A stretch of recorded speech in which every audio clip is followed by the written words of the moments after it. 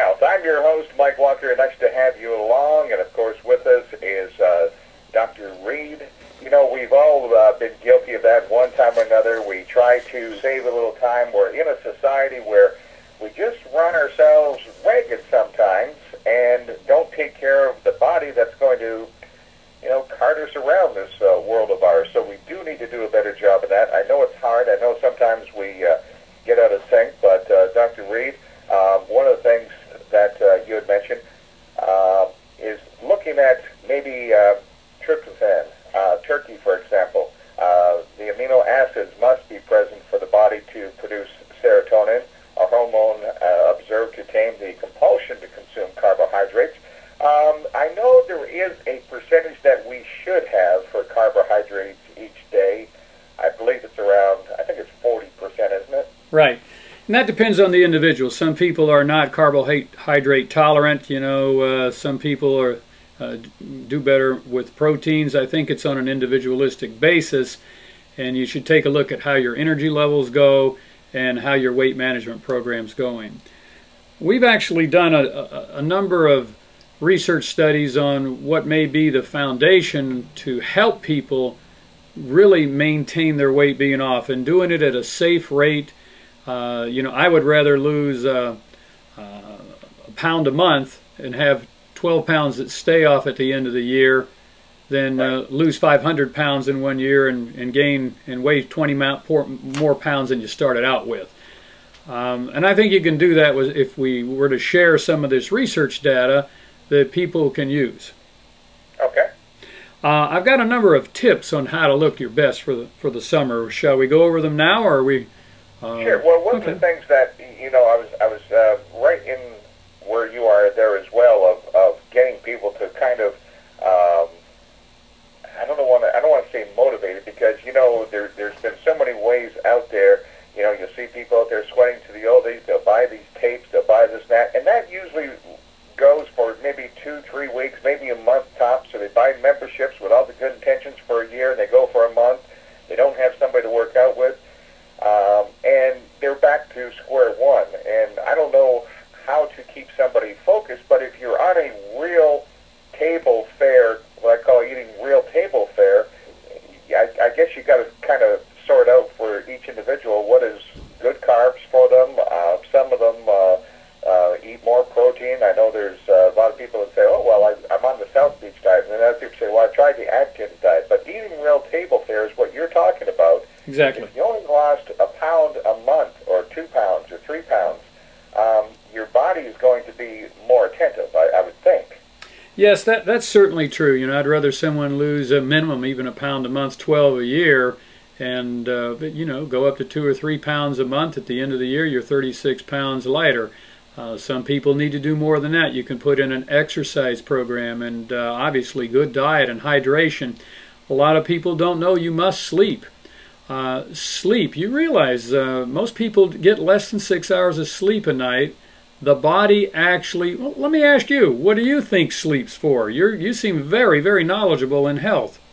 Well, sleep is hopefully for a chance for the body to recuperate for itself, but also by having enough sleep in there, it's going to get the metabolism. So if you're not sleeping enough, the metabolism, again, you're slowing it down. And believe it or not, by getting the proper 8 hours of sleep in, will keep that metabolism burning a little better than if you were only doing 6 hours. See, you know what a lot of people don't know. And also, the body doesn't move at night when you sleep. Between the hours of 10:30 and roughly 4:30 in the morning, the body's actually repairing all the damage you did during the day and preparing you for the next day's stress you're going to put it through.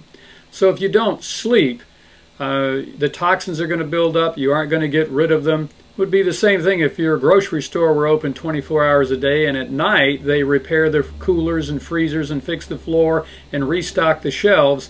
If all of your customers showed up from midnight to 4 or 5 in the morning, you're going to have more business for a couple days, but then pretty soon the whole store will go to heck in a handbasket because you haven't repaired the damage and you haven't prepared for the next day's business.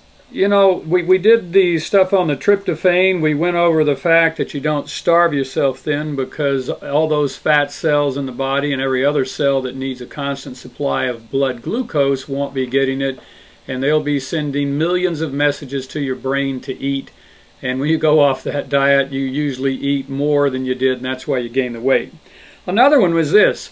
And our whole research premise here goes around the fact you must maintain that blood sugar level within normal limits. And that's what we've done our research on. That's what we've even developed a natural herb that called Symbalex that's patented to help in that process.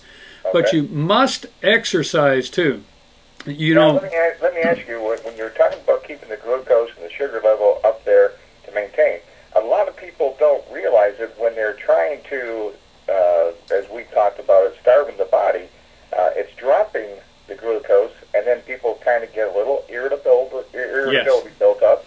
And some people say, well, I feel like I'm a little foggy. Yes. You know, those are some of the signs, right? You want to give people some of the signs what to look for. Exactly. Now you're right on. When the blood glucose level drops, the biggest place it's dropping is to the brain. The brain is the orchestra leader for the entire body. The brain needs a constant supply of blood glucose.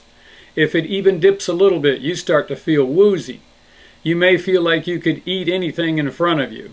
Your vision may get a little bit blurry. Your muscles a little weak. You may become clammy. That's the sign that the brain is not having enough fuel to conduct all the rest of the orchestra, all the rest of the organs and muscles and nerves in your body. And the adrenal glands are the ones that get the message to fix it. And they go absolutely crazy when that blood sugar level drops really low. Now, you may look at the other side of this and say, well, what if the blood sugar level goes real high? Understand that the blood sugar goes into the vascular system. It like little waiters, you know, they're the room service. They get to the door, they have trays out there of glucose. They need to get inside your room to feed you. Right. Well, the waiters have 2 trays, their hands are full. They need a doorman to open up the door.